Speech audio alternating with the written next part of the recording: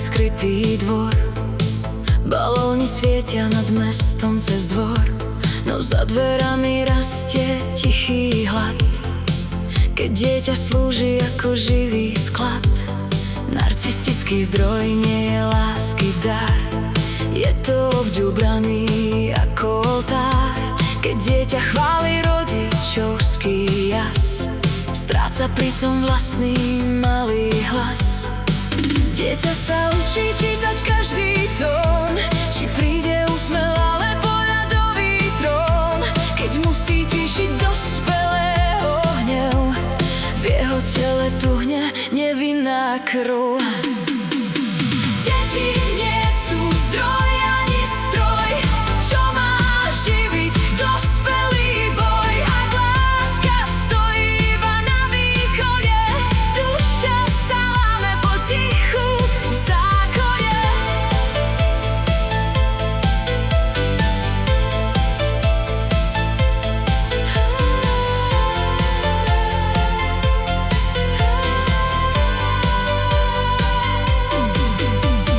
Na den deti šla s deťmi von, kamarátke kreslila domáci zhon. Povedala, muž je narcista, večer mu poslala reláciu z lista. Kamarátka dala súcit a slova, jej verzia zrazu znela celá nová validácia. Z cudzieho zdroja sa doma zmenila na útok bez pokoja.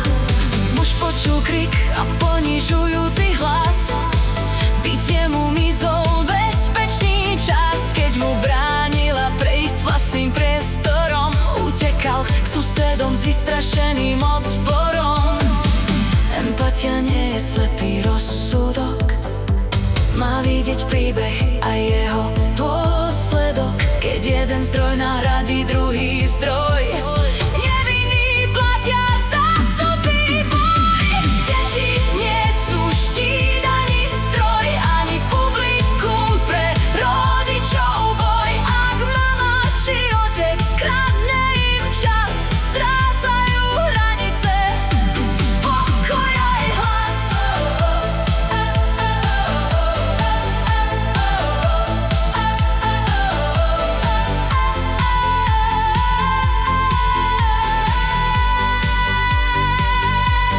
Narcistický zdroj môže byť kamarát, čo dáva pozornosť ako drahý šat. Ak ho niekto použije na mocenský ťah, doma sa rozšíri nevidený strach.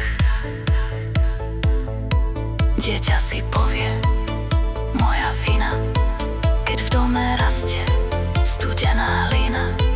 Učí sa mlčať, neplakať nahlas a v dospelosti hľadať